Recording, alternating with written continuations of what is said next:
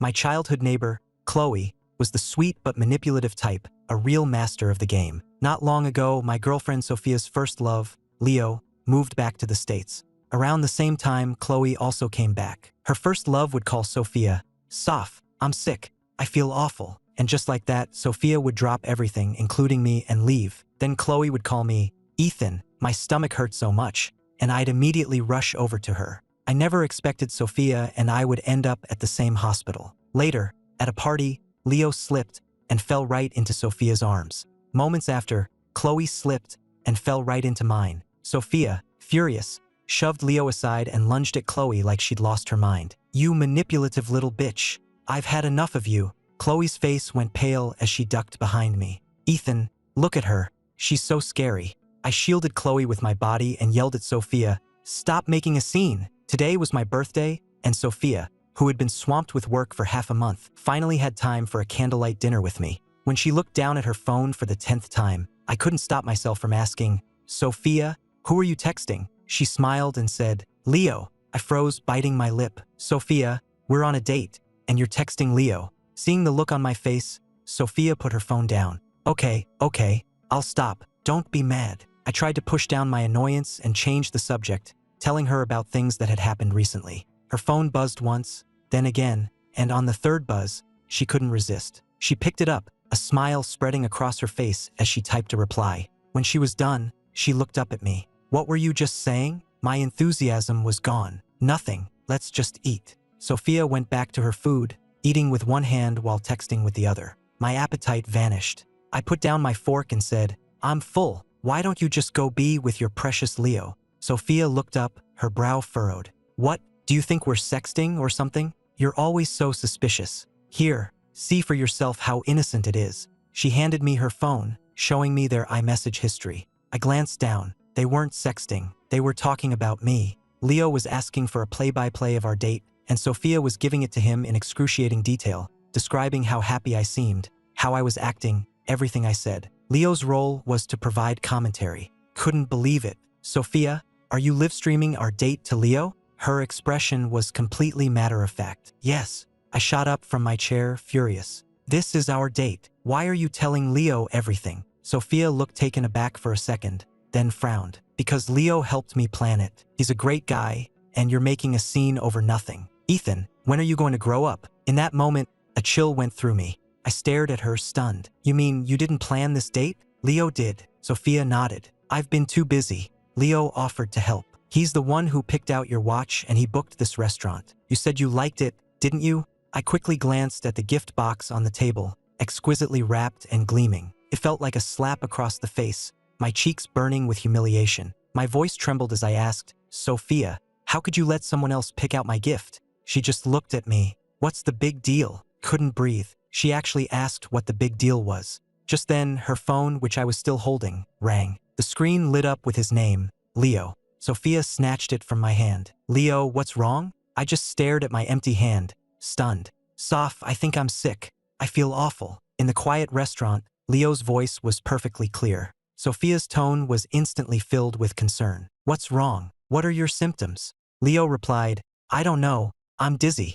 I think I have a fever." After the call, Sophia looked at me, her expression troubled. "Ethan, Leo's sick. He just got back to Chicago and doesn't know his way around. I need to take him to the hospital." I grabbed her arm. "It's my birthday. You promised you'd have dinner with me." She tried to placate me. "Come on, be good. You just said you were full, right?" Sophia pulled her arm free from my grasp and hurried away. I just stood there, watching her go, feeling like a giant chasm had opened up in my chest. I looked down at the half-eaten dinner on the table, feeling utterly alone. I got up to leave. The waiter hurried after me. "Sir, excuse me." I turned, confused. "What is it?" He said, "Sir, you haven't paid the bill yet." For a second, I couldn't even begin to describe the feeling that washed over me. After paying, I practically ran out of the restaurant, a fire of anger and humiliation burning in my chest. The cool night air hit me, and I started shivering uncontrollably. Ever since Leo came back 6 months ago, my relationship with Sophia had become strained. He was her first love, the one that got away.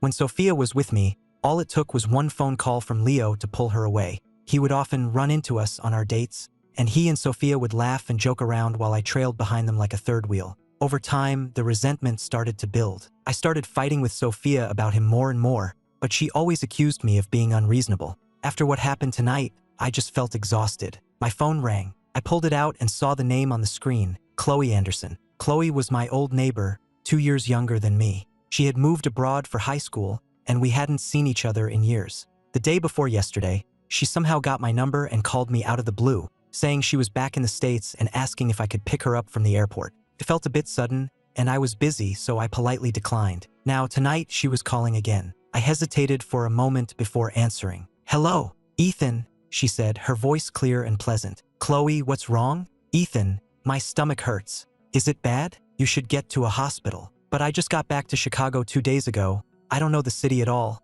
I have no idea where the hospital is." "Ethan, I don't know anyone else here. You're the only one." That line sounded strangely familiar. Took me a second to realize it was almost the exact same thing Leo had said. He had claimed he didn't know anyone else in the city besides Sophia, so she was the only one he could turn to, and he hoped I wouldn't get the wrong idea. Sophia had backed him up, saying he had no other friends, which was why she had to be there for him. I was quiet for a moment, then said, "Khloe, if it's really that bad, you can call an Uber to the ER."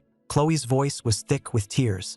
"Ethan, it hurts so much I can't even walk. Can you please take me to the hospital?" "Well," I started. "You're the only person I know here, Ethan. You didn't have time for me when I got back. Are you going to turn me away again now?" She sounded like she was about to fall apart. A wave of guilt washed over me. "Okay, hang on. I'm on my way." Khloe's parents had died in an accident years ago, and she'd cut ties with her other relatives over inheritance disputes. She didn't really have friends. It wasn't a lie that she only knew me here. I'd already blown her off when she arrived, and now I was about to refuse to take her to the hospital. My conscience pricked at me. I couldn't just leave her like this. I had to go help. When I got to her hotel, the door to her room was ajar. I stepped inside and called out softly, "Khloe!" A muffled voice came from the bed. "Ethan, I'm here."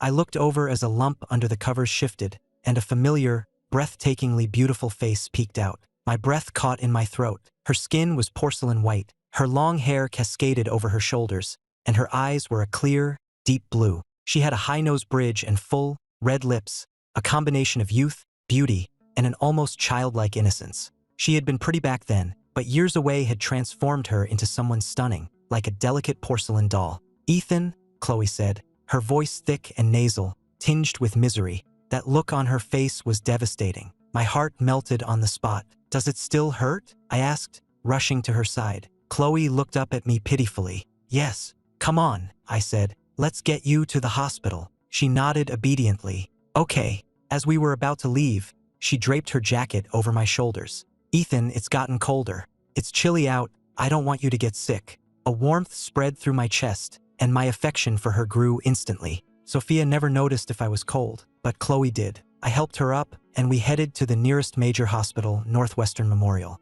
Khloe seemed to be in a lot of pain, leaning heavily against me the entire way. She had the face of a doll, but her figure was anything but. Her body pressing against mine made me tense up immediately. We were so close I could feel the heat of her body through her clothes, a warmth that traveled from my shoulder and hand straight to my core. It was like a spark hitting dry tinder, leaving me flustered and my mouth dry. Khloe must have sensed my discomfort, because she whispered, "Ethan, it's okay. You don't have to hold me up." She bravely straightened up, her frail body pulling away from my shoulder. I instantly felt more at ease and let out a quiet breath. Just then, a cool breeze swept past, and Khloe, dressed in only a thin layer, wrapped her arms around herself. "Ethan, I can walk on my own," she said between coughs. "I'm fine." She coughed again, harder this time, a faint blush rising on her pale cheeks. Her bright blue eyes glistened with unshed tears. I was immediately consumed by guilt. "Here, put this on," I said, taking off my jacket and offering it to her. Khloe shook her head. "I'm not cold, Ethan. You should wear it." She said this even as she was visibly shivering. She had an amazing figure, tall and curvy in all the right places. But her doll-like face and her pitiful expression completely overshadowed any sex appeal. I was suddenly reminded of how I used to find her crying by herself in the hallway of our old apartment building, looking so weak, lonely, and helpless. The image of her then merged with the girl standing before me now. A wave of sympathy washed over me. "Put it on," I insisted. "You're already sick. You can't afford to catch a cold." She shook her head again. "You wear it, Ethan. I'm fine." I sighed in resignation. Then we'll share it. Khloe looked up at me, her eyes wide with a mixture of surprise and happiness. Really, Ethan? Is that okay? I nodded. Yeah. She hesitated for a second before whispering, "Thank you, Ethan." She took the jacket, draped it over her shoulders, and then held one side open for me to huddle in with her. Under the jacket, I was enveloped in her warmth and a faint, sweet scent of perfume. "Do you wear perfume?" I asked casually. Her body tensed. "What's wrong, Ethan? You don't like it?" I just shrugged. "It's fine. I used to have this idea that girls who wore perfume were trouble. That was back in high school, though. After joining the workforce, I'd seen enough of the world to know better." We walked the rest of the way huddled together, arriving at the hospital just after 9. At this hour, our only option was the emergency room. I led Khloe into the ER waiting area, and the first thing I saw was Sophia at the nurse's station holding up Leo. She was talking to a nurse, her face etched with worry. I stopped in my tracks. What were they doing here? Khloe looked at me, confused. "Ethan, what is it?" I shook my head. "It's nothing." I calmly walked Khloe over to the counter. "Excuse me, nurse, we need to see a doctor." A nurse who wasn't busy looked up. "What are the symptoms?" "Stomach pain," I said. From beside me, I heard Sophia's shocked voice. "Ethan, what are you doing here?" I looked up. Sophia's eyes darted between me and Khloe.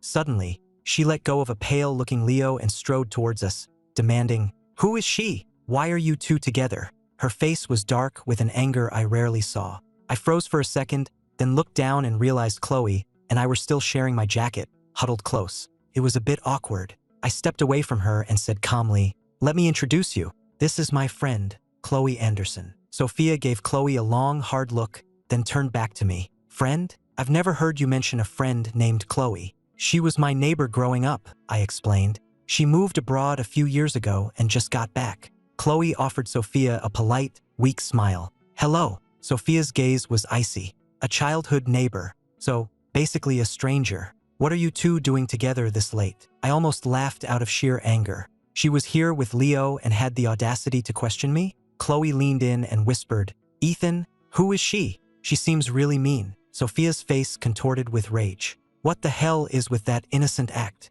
Khloe flinched and looked down at the floor, not saying a word. She looked so pitiful it made my heart ache. I couldn't hold back my anger any longer. "Sophia, Khloe is sick. Why are you yelling at her?" Sophia's eyes widened in disbelief as she pointed at herself. "I'm yelling at her? Ethan, look at me. I'm your girlfriend. You two walk in here all cozy, and I'm not allowed to ask what's going on." The nurse at the counter suddenly seemed very interested in our conversation. Khloe looked up, her face a mask of surprise. "Oh, are you two a couple?" She took my hand and said softly, "Ethan, please don't fight because of me." Then she turned to Sophia. "Ma'am, you can be mad at me, but please don't be mad at Ethan. I'm sick and I don't know anyone else here, so I had to call him. He was just being kind by bringing me to the hospital. There's nothing going on between us. If I had known this would cause a fight, I never would have called him. Please, don't let this affect your relationship." I lifted my chin. "Did you hear that?" Sophia was speechless,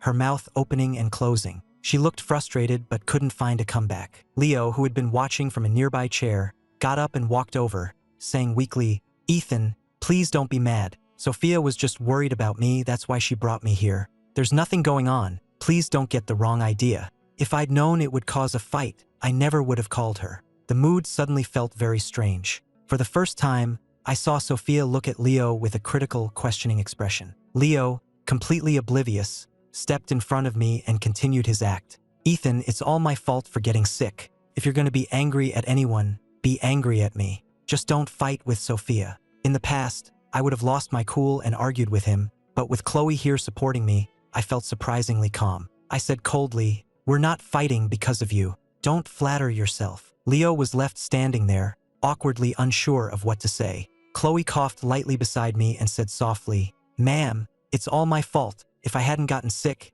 Ethan wouldn't have brought me here, and you two wouldn't have run into each other and started fighting. If you're angry, you can just yell at me." Sophia exploded. "This is between me and Ethan. Who the hell are you to say anything? Don't think I can't see right through your little act." At that, Leo's expression froze. I glanced at Leo, then said to Sophia, "You're right, this is between us. It's not for other people to butt in with their manipulative comments. Right, Leo?" Sophia froze, probably remembering that Leo had said almost the exact same thing just moments before. "I feel so dizzy," Leo suddenly moaned. Just as the tension peaked, Leo clutched his head and swayed on his feet, looking like he was about to collapse. Forgetting our argument, Sophia instinctively reached out to steady him. "Are you okay?" Leo shook his head, leaning against her shoulder. "I'm fine, thanks, sophomore." He shot a quick, unreadable glance in my direction. Seeing them so close, a fresh wave of anger washed over me. Just then, Khloe cried out, clutching her stomach. "Ah, Ethan, it hurts so much. How much longer until we can see a doctor?" I quickly put my arm around her and turned to the nurse. "Can we please finish checking in?" I decided to let it go for now. Getting her seen was more important. I'd deal with Sophia later. But when Sophia saw my arm around Khloe, the fury in her eyes intensified. Without a second thought, she rushed over and grabbed me. As she lunged away, Leo, who had been leaning on her, stumbled and nearly hit the floor, a look of pure shock on his face. Sophia yanked me violently to her side, glaring at Khloe. "Stop faking it, you manipulative little bitch. Your act is disgusting." Khloe's face was pale, her eyes wide with fear. "Ma'am, I don't understand why you hate me so much. Did I do something wrong?" Then she turned to me, her voice trembling. "Ethan." I ripped my arm out of Sophia's grasp, went back to Khloe's side, and yelled at Sophia. "What did Khloe ever do to you? Why are you treating her like this? Are you insane?" Sophia was practically jumping up and down with frustration. "She's obviously faking it." That made me even angrier. "You're the one who's full of it." Khloe bit her lip and looked down. "Please, don't fight because of me." Her eyes were red-rimmed, and though she was clearly in pain, she was trying so hard to be brave. I had reached my limit. I roared at Sophia. "Can you stop being so damn unreasonable? Khloe can barely walk from the pain, and you're accusing her of faking it. Sophia, you're being completely irrational." Sophia looked utterly stricken, staring at me in disbelief. "I'm irrational? Wait a minute." This whole scene felt eerily familiar. Took me a second, but then I remembered. There was a time Leo had called Sophia in the middle of the night, claiming to be sick. I had tried to stop her from going, telling her he was probably faking it. She had called me petty, unreasonable, and irrational. I never imagined that one day, I'd be throwing those exact same words back at her. I ignored Sophia, finished checking in at the desk, and helped Khloe to a bench before rushing to the payment window to finalize the registration. A moment later, Sophia got in line behind me. I heard her voice, tight with anger, from right behind me. "What is your relationship with that Khloe girl?" I didn't even turn around. "I told you, she's like a little sister to me." Sophia wasn't buying it. "You two seemed a lot closer than that. Are you sure that's all it is?" I took a deep breath and turned to face her. "Sophia, you and Leo were practically wrapped around each other a minute ago. You want to talk about close?" Sophia tried to explain. "He was sick, he almost fainted. I was just helping him stay on his feet." "Khloe is sick," I countered. "She can barely walk. That's why I was helping her." Sophia opened her mouth, but no words came out. It was my turn, so I stepped up, paid, and hurried away. I ran back to the waiting area and told Khloe, "There are only a few people ahead of us. It should be your turn soon. Just hang in there." She gave me a weak smile. "Thank you, Ethan." She took my hand. "You should sit down and rest for a bit. Don't wear yourself out." A warmth spread through me again. She tilted her head slightly, resting it gently on my shoulder. Sophia returned from the window and saw me sitting with Khloe. She immediately flew into a rage, storming over and yelling, "Ethan, do you have any sense of propriety? I'm your girlfriend." Khloe blinked innocently. "But ma'am, you were holding that other man just a minute ago. That didn't seem very proper either." Sophia was speechless for a moment, then stammered, "Leo is really sick. I was just helping him." Khloe replied, "I'm really sick too, and Ethan is just helping me. Besides, you two got here before us, but you checked in after us. That must mean his condition isn't that serious. You said I was faking, but I think he's the one who's faking." Enraged, Sophia shoved Khloe. "I'm talking to Ethan. Stay out of it." I shot to my feet and slapped Sophia across the face. "Get lost." The sharp crack of the slap echoed in the quiet room. Sophia clutched her cheek, staring at me in shock, her eyes filled with disbelief and hurt. "Ethan, you hit me?" I said coldly. "You're being unreasonable and cruel, and you keep picking on Khloe for no reason. Don't you think you deserved it?" Sophia's eyes were locked on mine, her lips trembling. For a second, I felt that sense of déjà vu again. I remembered when Leo had fallen, and Sophia had accused me of pushing him, calling me unreasonable and cruel. Khloe tugged on my sleeve and said softly, "Ethan, don't be angry. I'm sure she didn't mean it." Then she turned to Sophia with a sincere expression. "Ma'am, you have to believe us. It's not what you think." Please don't get the wrong idea. This only seemed to make Sophia angrier. Leo walked over then, trying to play peacemaker. Ethan, Sophia's been under a lot of stress. How could you hit her? Khloe spoke up. Sir, that's not a fair thing to say. She was yelling at me, and Ethan was just defending me. He wasn't starting a fight. I know you feel bad for her, but you shouldn't try to twist things and make Ethan look bad. Everyone saw what happened. Leo looked shocked. Sir, Khloe nodded. Well, you're older than me, so it seems like the polite thing to call you. Wow, she was so much better at this than I was. Seeing the look on Leo's face, I had to suppress a laugh. Khloe then turned to me. Ethan, the man has a point. She must be exhausted from taking care of him. You shouldn't fight with her over me. Her words reminded me of how Sophia had abandoned me on my birthday to run to Leo's side, and any regret I had about hitting her vanished. I said coldly, Sophia, since you're so exhausted taking care of Leo, why don't you take him and go sit down somewhere and leave us alone? Sophia quickly tried to backtrack. Ethan, I'm not tired. That's not the point. I just want to talk to you. I turned away from her. There's nothing to talk about. Just then, the overhead speaker called Khloe's name, and I helped her towards the exam room. Sophia followed us. Ethan, but I had already guided Khloe into the room and closed the door. The doctor diagnosed her with a mild case of gastroenteritis. When we left the exam room, I said, you calling Leo sir nearly gave him an aneurysm. That was hilarious. Khloe winked at me. Well, I have to be on your side, Ethan. They were ganging up on you, so of course I was going to help. A feeling of warmth spread through my chest. I was starting to realize that Khloe had a manipulative streak, a lot like Leo, but for some reason, I couldn't bring myself to dislike it. She was always on my side. If she hadn't been there tonight, the moment I saw Sophia and Leo together, I probably would have lost my mind and started a huge fight, making a complete fool of myself. That had happened more than once before, and I always came out looking like the bad guy. But tonight, with Khloe helping me, I kept my cool. A sweet, manipulative girl who was on your team, it was surprisingly hard to resist.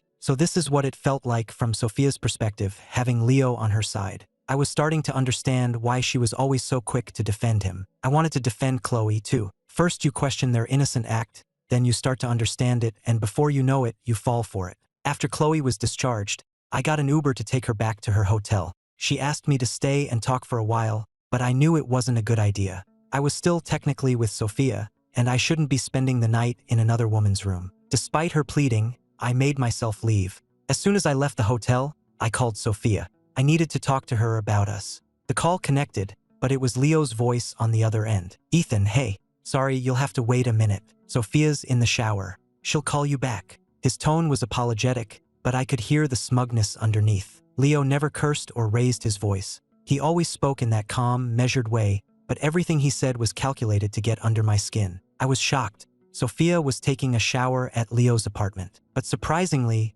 I didn't feel a surge of anger. Maybe I had been expecting it for so long that now that it was actually happening, I just felt numb. Leo hung up. Sir, are you getting in? I snapped out of my daze and realized my Uber had been waiting for me. I got in the car. Since Sophia and Leo were sleeping together, it was time to break up. I hadn't had many relationships, and Sophia was the longest and the one I had invested the most in. Her cheating on me should have made me furious and heartbroken. I don't know if it's like this for everyone, but for me, being in love makes my emotions go all over the place. As I thought about our history together, the anger and jealousy and sadness started to bubble up again. I wanted to march right back over there and confront her. I pulled out my phone to call her, but just then, a notification popped up with a different name, Khloe Anderson. I answered, annoyed. What is it? It was Khloe. Ethan, are you home yet? Not yet. Are you and that woman, Sophia, having problems? No. Ethan, if you're ever upset, you should talk about it. Don't keep it all bottled up. No matter what happens,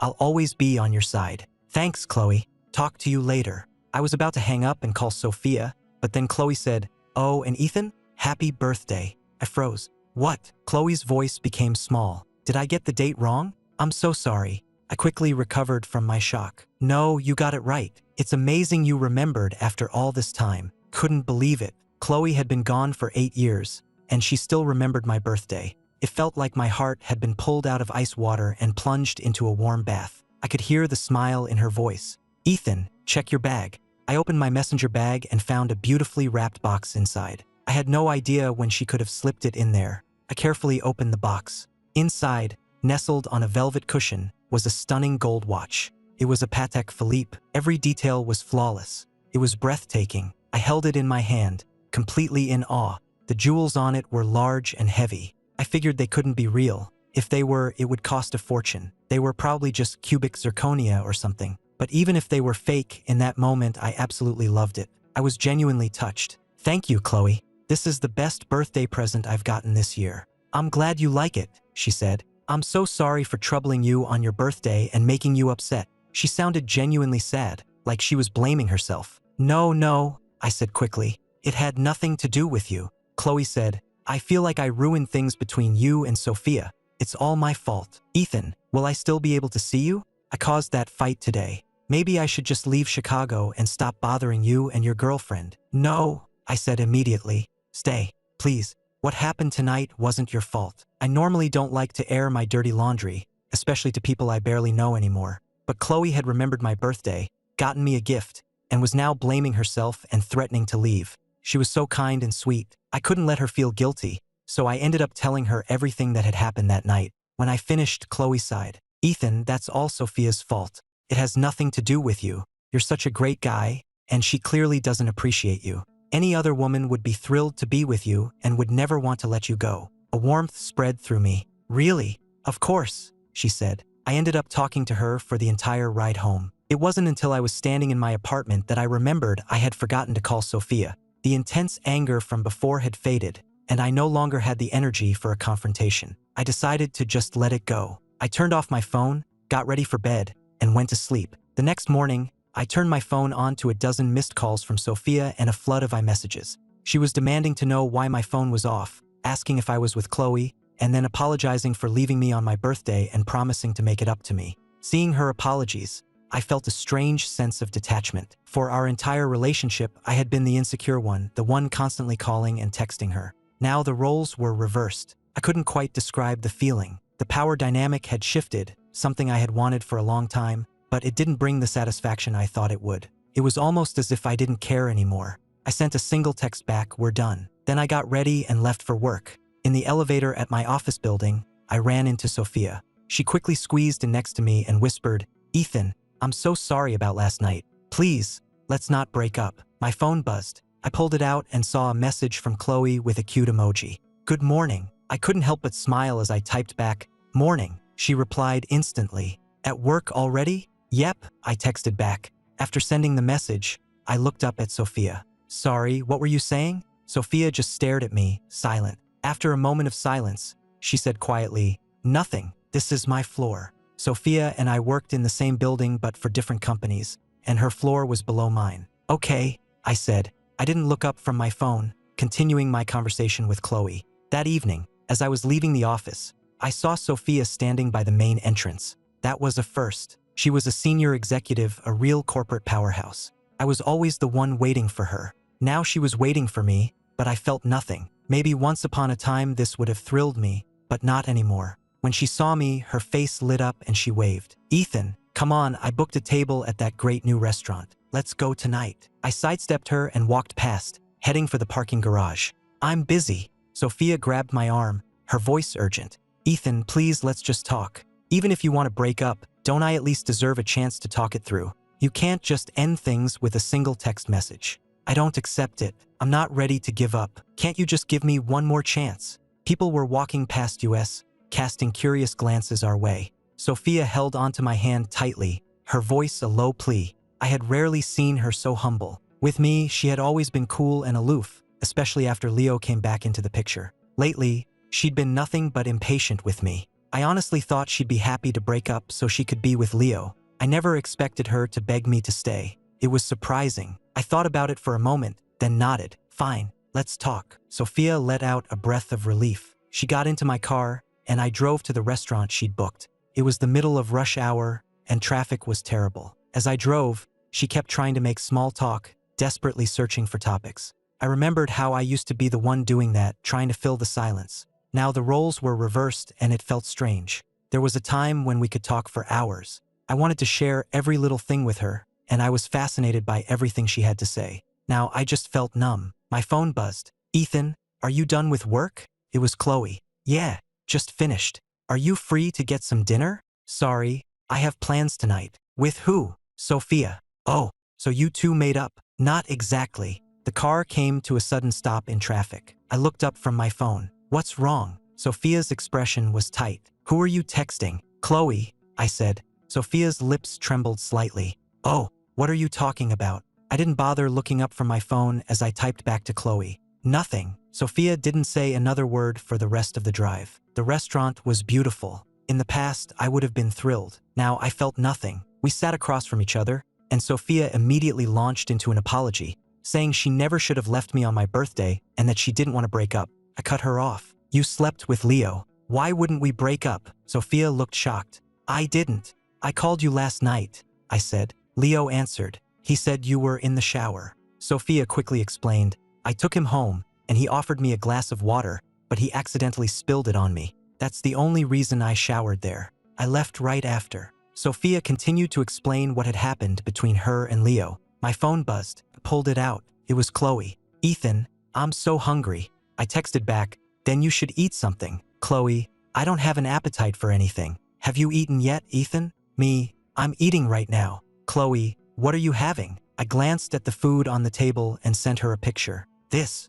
Khloe, what is all that? It looks amazing. I listed off the names of the dishes I could remember. We were in the middle of our conversation when the phone was suddenly snatched from my hand. I looked up. Sophia's face was a mask of fury. I am talking to you, and you're sitting here texting another woman. I frowned and held out my hand. Give me back my phone. Sophia stared at my face for a moment, then handed the phone back, a hurt expression on her face. I took it, finished my message to Khloe, and hit send. Only then did I look back at Sophia. I seem to recall that just last night, you were happily texting Leo throughout our entire date, giving him a live commentary. Sophia opened her mouth, then whispered, I'm sorry. I shook my head. You don't have to apologize. In fact, if you want, you can text Leo right now. I promise I won't get mad. You can talk to your person and I'll talk to mine. It's perfectly fair. Sophia looked down for a moment. When she looked back up, her eyes were red. I'm sorry. I'm only just now realizing how you must have felt. I'm so sorry I hurt you.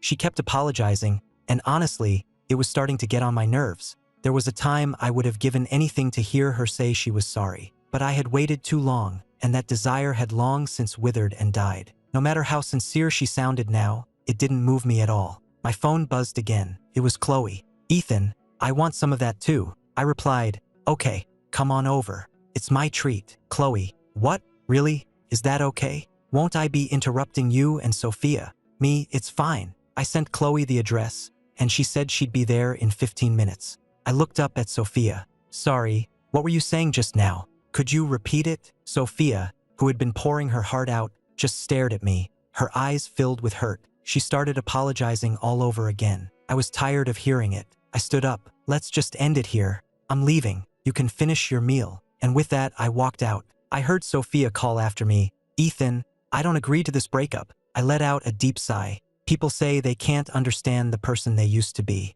I couldn't even understand the person I was yesterday, the one who was so heartbroken and jealous over Sophia. I used to be terrified of losing her, terrified that Leo would take her from me. I was a nervous wreck, losing sleep over it. I never imagined I would be the one to end it. And now that I had, I felt absolutely no regret. I left the restaurant and went downstairs to wait. A few minutes later, a slender figure in a pale dress appeared at the entrance. When Khloe walked into the lobby, it was like a spotlight had suddenly turned on. Every head in the room turned to look at her. She was absolutely stunning. I didn't call out to her right away. I just watched her. She wasn't smiling. Her expression was neutral, her gaze cool and elegant. I realized then that when she wasn't putting on an act, her beautiful face had the remote, untouchable quality of a goddess. She gave off an unapproachable vibe. She scanned the lobby, and when her eyes landed on me, her entire face broke into a radiant smile. In that instant, it was like watching a time-lapse of a flower blooming in seconds.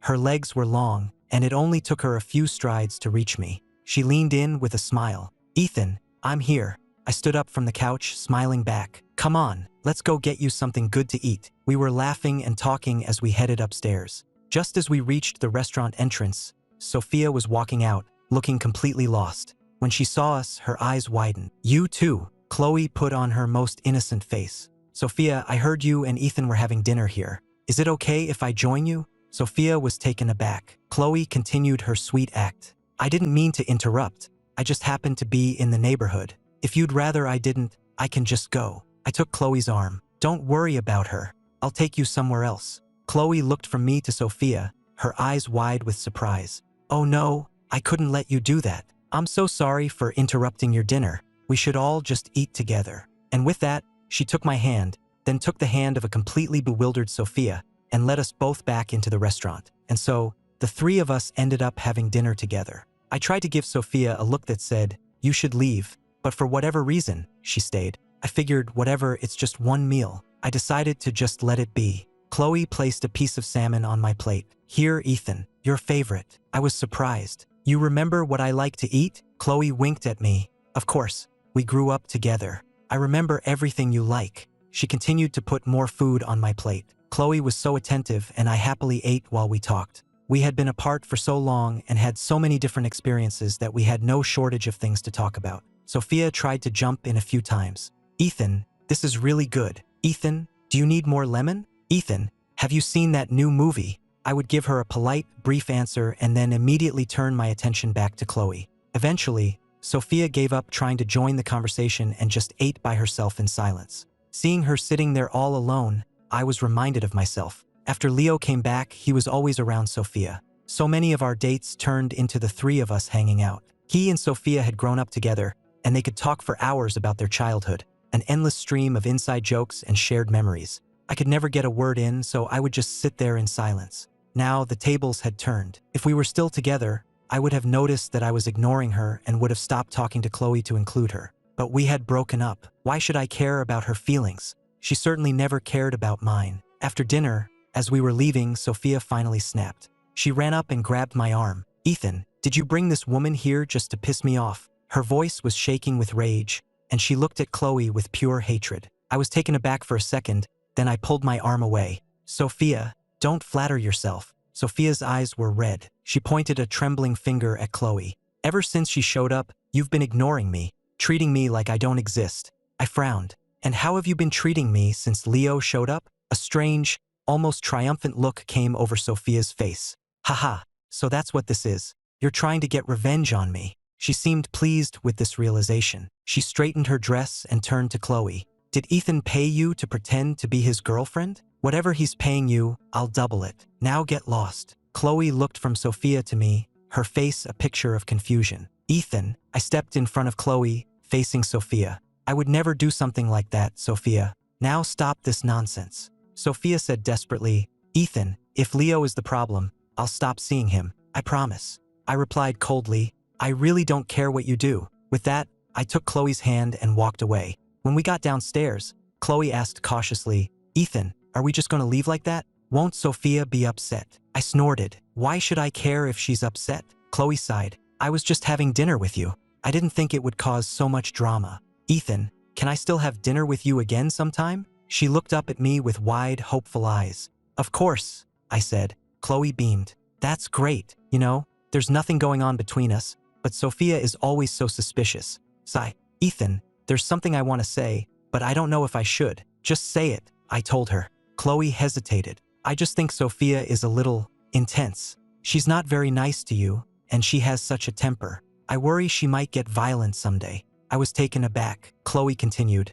And she's so shady with that other guy, with no regard for your feelings. She's just not the right person for you. But maybe it's not my place to say. If I'm upsetting you, I'll stop. Is this what they're all like? Always looking for a chance to stir up trouble? Leo did the same thing, always putting me down while pretending he just wanted what was best for Sophia. And only a fool like Sophia couldn't see right through it. Don't worry, I said. I know what's going on. Khloe glanced at my face. Okay. For the next few days, Sophia started showing up at my office every day after work, and Khloe kept asking me out. I had just been assigned to a new project and was completely swamped, so I turned them both down. Sophia started to look more and more worn out. She even started waiting outside my apartment building. I'd see her standing down there, sigh, and then just ignore her and go inside. I was surprised at how cold I could be. Once I had decided it was over, it was really over. I used to think that if she ever broke up with me, I'd be a complete wreck, that I wouldn't be able to go on. Turns out I'm not that person at all.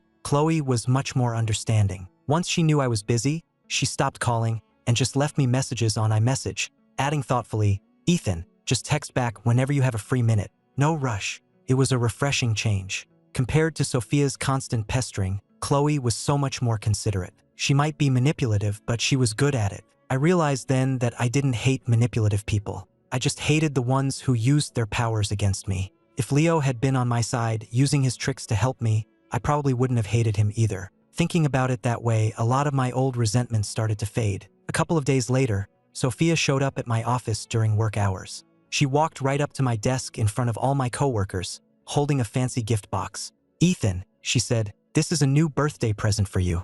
I spent days picking it out. I hope you like it." She opened the box for everyone to see. Inside was an exquisite watch with a diamond-studded face. My coworkers gasped. "Wow, that's beautiful." They started giving me knowing looks and winks. I don't like to discuss my personal life at work, so most of them had no idea that Sophia and I had broken up. Sophia looked at me expectantly. "Ethan, do you like it?" For a second, I was transported back to my birthday, when she had given me another watch, one that Leo had picked out. I remembered how I had confronted her about it, and how she had seen nothing wrong with it. And now here she was, with another watch, trying to make up for it. I snapped out of my daze. In front of all my curious coworkers, I said politely, "Sophia, my birthday was weeks ago. It's a little late for a present." Sophia looked stunned. "Ethan," I continued, "actually, you already gave me a watch on my birthday. You were in a hurry to leave with Leo, and I left soon after. I think we left the gift at the restaurant. I wonder if it's still there." I looked up the number for the celestial room and called. A familiar voice answered, the same waiter from that night. "Good afternoon, the celestial room. Are you calling to make a reservation?" "No," I said. "I was just wondering if you happened to find a gift box that was left behind a few weeks ago. It had a watch in it." "And you are, sir?" the waiter asked. "I had a reservation on the 19th, in one of the private rooms. My ex-girlfriend left without paying, and you had to stop me on my way out to settle the bill. Do you remember?" At the mention of this, Sophia's face went pale. "Ah, yes, I remember now," the waiter said. "So, did you find the watch?" I asked. "Yes, sir, we have it here." I let out a breath I didn't realize I was holding. "Thank you. I'll come by to pick it up soon." After hanging up, I turned to Sophia. "I'll go to the restaurant tonight to pick up the watch and return it to you." "No, don't." Sophia shook her head frantically, her voice filled with shame and regret. "I'm so sorry. I was in such a rush. I didn't mean to just leave you there like that. I'm so sorry." I just smiled. "It's fine. I understand. Your precious Leo was practically on his deathbed with a fever.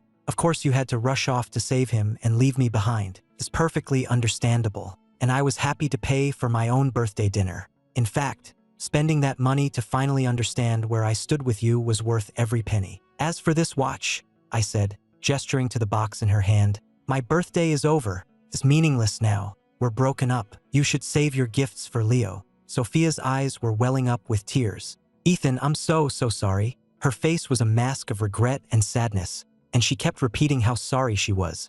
I shook my head. "Don't worry about it. I actually got the best birthday present ever that night." I pulled out the Patek Philippe Khloe had given me. "See? I already have a watch. I don't need another one." When she saw the watch, Sophia's jaw dropped and she stood there, completely frozen. "You should go," I said. "People are trying to work." I sat back down at my desk and went back to what I was doing. My coworkers exchanged confused glances. Too embarrassed to stay any longer, Sophia closed the gift box and left. After she was gone, my coworker leaned over. "Ethan, did you guys break up?" "Yeah," I said. He pointed at the watch Khloe had given me. "Wow, who gave you that? Is that the new Patek Philippe Celestial?" I froze. "The what?" My coworker looked surprised. "You don't know?" He pulled up a web page on his monitor. "Look." I glanced at the screen. The watch in the picture was identical to the one I was wearing. Then I saw the price. I sucked in a sharp breath. There was no way. $521,000? After work, I rushed to the nearest Patek Philippe boutique. The sales associate confirmed it was authentic. I stood there, holding the watch, my mind reeling. Just then, I got a text from Khloe. "Ethan, I went back to our old neighborhood today. Look, it's the tree from the courtyard." The message included a picture of a tall magnolia tree. The image unlocked a flood of old memories. I first met Khloe during my freshman year of high school. My parents told me her family had gone bankrupt and had been forced to move out of their mansion and into a rental in our apartment complex. It was a sunny day, and the magnolia tree was in full bloom. I was rushing downstairs, eating a piece of toast, when I saw her for the first time, a beautiful girl standing under the tree who looked just like a porcelain doll. Her expression was blank, and her blue eyes were like cold, lifeless sapphires. I glanced at her once and then kept walking. That was the first time I ever saw Khloe Anderson. She moved into the apartment next to ours, and for a long time we barely interacted, just occasionally passing in the hall. That changed one day when I came home and saw a group of angry-looking men banging on her family's door, demanding money. I happened to glance up and saw Khloe hiding on the landing above, peering down nervously. I felt bad for her, so I quietly motioned for her to come into my family's apartment. After that, her parents came over to thank us, and from then on, whenever they had trouble, they would send Khloe over to our place to stay. She was always very quiet and well-behaved, and seemed a bit withdrawn. I was busy with school, so I didn't talk to her much. I would just clear a space for her and let her do her own thing. 3 years went by like that. Then, I heard rumors that her family had resolved their debts and gotten their company back, and that they were going to move back to their mansion. Khloe finally started to open up and smile. She became much friendlier, following me around and calling me her big brother. Not long after that, her parents were killed in a car accident. A horde of relatives descended, fighting like vultures over the inheritance. I found Khloe crying in the hallway again, looking utterly lost. So I brought her into our apartment again. I was studying for my SATs at the time and didn't have much time for her, so I just let her hang out. After graduation, her stern grandfather came and took her away. By the time I was in college, she told me she was moving abroad. I ran my thumb over the crystal of the watch and sent Khloe a text. "Why would you give me such an expensive watch?" Her reply came back instantly. "It wasn't expensive." Me, "It's over $500,000. How is that not expensive?" Khloe, "It's not. I just thought it would look good on you, Ethan. Don't you like it?" I didn't know what to say. I had always known her family was wealthy, but I never imagined they were a $500,000 watch isn't expensive wealthy. I called her. "Let's get dinner." She happily agreed. After we ate, I tried to give the watch back to her. "This is too much. I can't accept it." Khloe just stared at me. "You don't like it, Ethan?" Her gaze made me feel strangely guilty. "No, it's not that," I explained. "I just can't accept such an expensive gift. It wouldn't be right." After I insisted several more times, Khloe finally took the watch back. I let out a sigh of relief. Then she stood up, walked to the window, and threw the watch out. She turned back to me with a smile. "If you don't like it, we'll just throw it away. I'll buy you a new one, Ethan." I shot out of my chair and ran downstairs as fast as I could. Khloe had picked the restaurant, a quiet place halfway up a mountain. There was no one around below, and I quickly found the watch lying in a clearing. The crystal was shattered. Oh my God, $500,000. That was $500,000. I felt sick to my stomach, like I couldn't breathe. I wanted to scream. Khloe strolled over, her hands in her pockets. "What's wrong, Ethan?" I stamped my foot in frustration. "How could you just throw it away? It's broken." She just smiled sweetly. "You didn't like it, Ethan, and I didn't want to give it to anyone else. So I just got rid of it. Problem solved." Her casual tone and the bright, unwavering look in her eyes sent a shiver down my spine. I swallowed hard. "Actually, I do like it. I just thought it was too expensive." "Seriously, you like it?" "Yes, I do." Khloe suddenly pressed herself against me, wrapping her arms around my waist. She whispered in my ear, her voice a low purr. "It's all my fault. I broke the watch you liked. I'm so sorry." My body went rigid, and my mind went completely blank. Why was she hugging me? "Ethan," Khloe murmured. My belt came undone. I looked down and saw that the sash of her coat was hanging loose. She was pressed against me, and I could feel the warmth of her body. I put my arms around her slim waist to tie the sash for her. A cool breeze blew past, but I suddenly felt very warm. "There, it's tied." I let go of her and stood up straight. I heard her say cheerfully, "Let's go back up." For some reason, I found I couldn't say no to her. We went back upstairs and sat down. Khloe smiled and put more food on my plate, and suddenly I felt like I could talk to her normally again. After dinner, I went home. I got ready for bed in a complete daze. Sometime in the night, in that state between sleep and waking, I dreamed of that moment when I had my arms around Khloe's waist. But in the dream, I wasn't tying her sash. I was untying it. I was taking off her coat, and then I woke up with a jolt. It was already morning. I sat there for a moment, then slowly covered my face with my hands. Oh no, I was having dreams about Khloe. I dragged myself out of bed. When I looked in the bathroom mirror, a frustrated, wanting face stared back at me. I quickly Googled some meditation exercises and managed to calm myself down. During my lunch break, I went to the celestial room to pick up the old watch, then went to Sophia's office building to give it back to her. She chased me out into the hall. "Ethan," I ignored her and got on the elevator. Sophia managed to squeeze in just before the doors closed. Ethan, I told Leo it's over between us. We're not going to see each other anymore. That has nothing to do with me, I said. And please, stop coming to my office. I hate dealing with personal drama at work. She followed me all the way back to my desk. I finally lost my temper. Why are you so clueless? Khloe never bothers me at work, but you just won't leave me alone. Why can't you be more like her? Sophia froze, her lips trembling and her eyes turning red. I suddenly remembered all the times she had called me immature, comparing me unfavorably to Leo. Thinking of that, I didn't feel the slightest bit of guilt. I looked down at my desk and saw a familiar-looking box sitting there.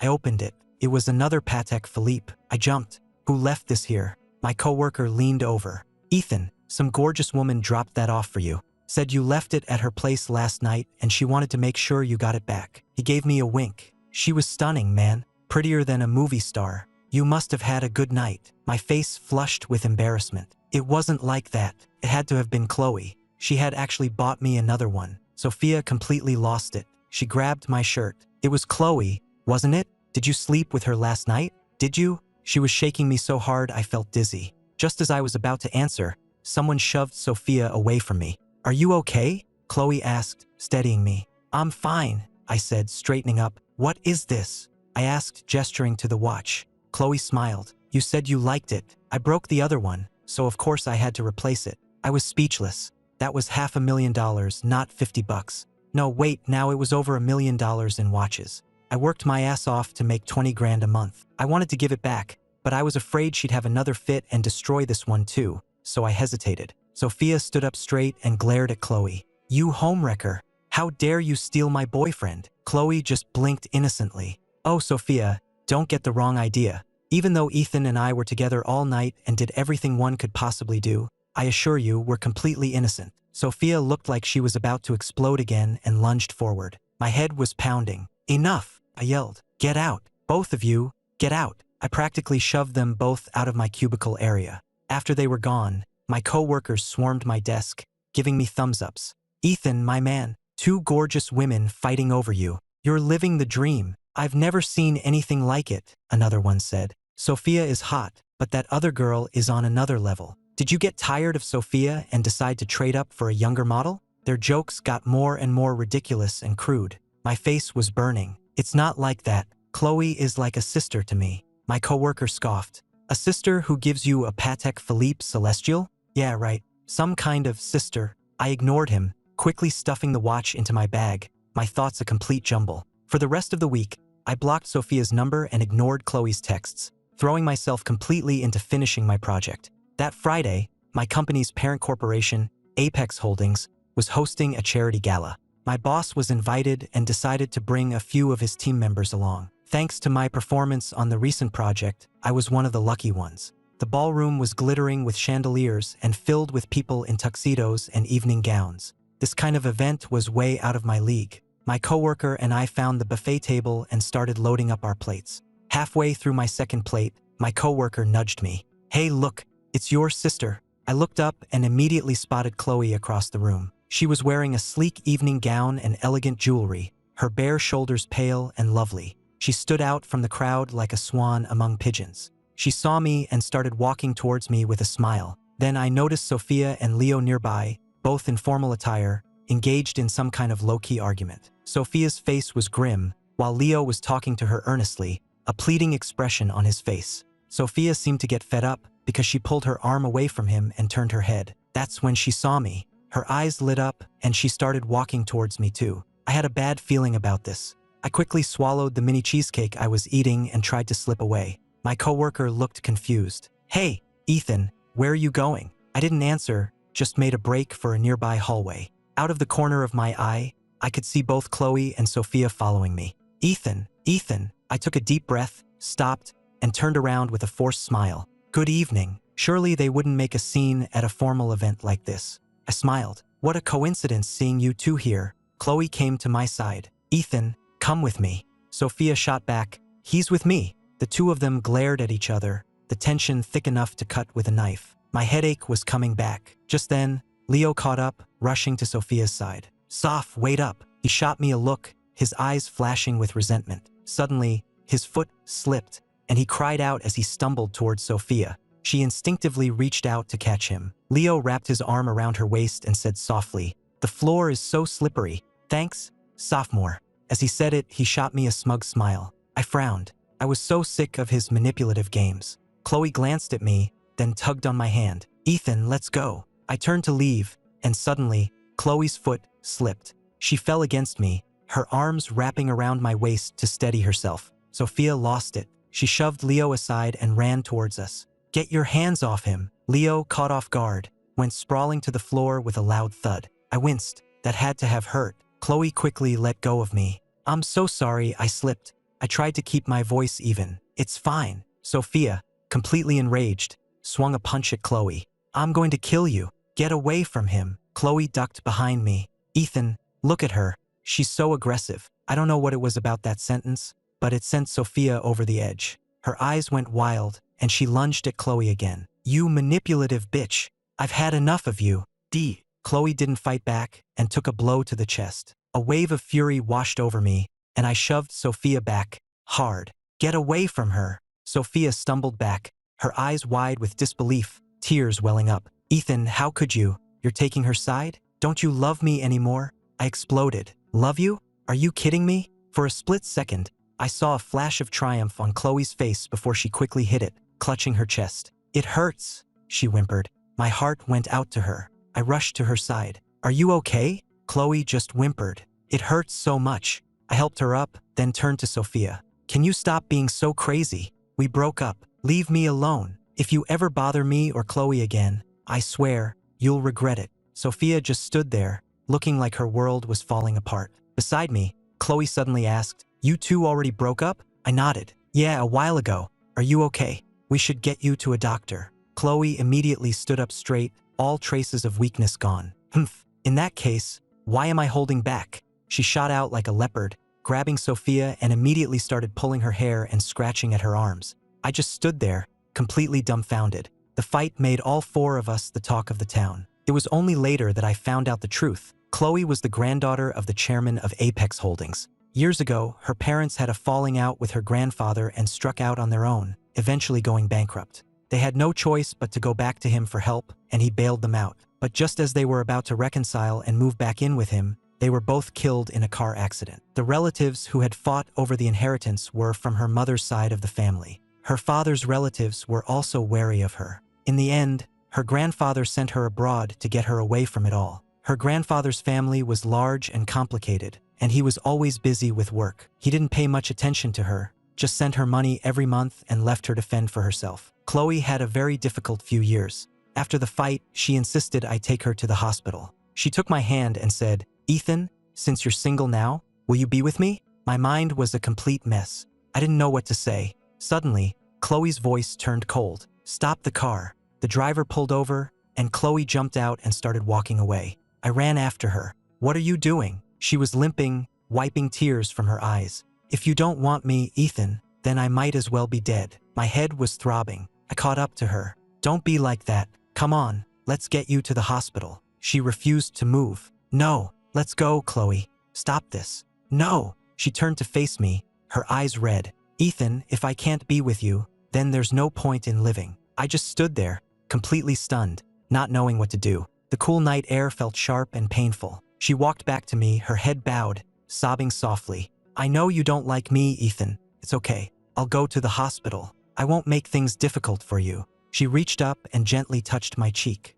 "I'm sorry for worrying you. I won't be so selfish again. I hope you can forgive me." I let out a deep sigh and took her hand in mine. "How could I ever be mad at you?" Khloe gave me a brave little smile and limped back towards the car. "I know you still have feelings for Sophia, Ethan. It was wrong of me. I won't cause trouble like this again. I'll just keep my feelings to myself. It's all my fault. I never should have confessed like that." I shook my head in resignation. The manipulative act was so thick you could cut it with a knife. I knew she was playing me, but damn it, it was working. In that moment, I finally understood Sophia. This kind of manipulation really was hard to resist. I rubbed my temples. "Sophia and I are over. There's nothing between us anymore. If we're going to be together, I don't want you to mention her again." Khloe's head snapped up. "Ethan, what are you saying?" I smiled and sat down beside her in the car. "I'm saying I want to be with you." Her eyes lit up like stars. and she grabbed my hand tightly. "Really? You want to be with me?" I nodded. Yes. I knew she was manipulative, that she was playing on my sympathy, but I was walking into the trap with my eyes wide open. What else was I going to do? I was already hooked. "Let's just try it for a while," I said. "If it doesn't work out, we can go our separate ways." Khloe threw her arms around me, and I was enveloped in her sweet scent. "Ethan, we're never going to break up." I smiled and patted her on the back. "Okay, we won't break up." My experience with Sophia had taught me that love was complicated and painful. I was single now, and I liked Khloe, so why not give it a shot? If it worked out, great. If not, we'd go our separate ways. After the charity gala, Sophia and Leo had a major falling out. I heard Leo went to Sophia's office and had a huge fight with her, and then he left Chicago for good. Between the fight at the gala and Leo causing a scene at her work, which apparently also involved some kind of corporate espionage, Sophia was asked to resign. I never saw her again. She came by my office on her last day, but I wouldn't see her. A coworker passed on a message from her. She said she's sorry,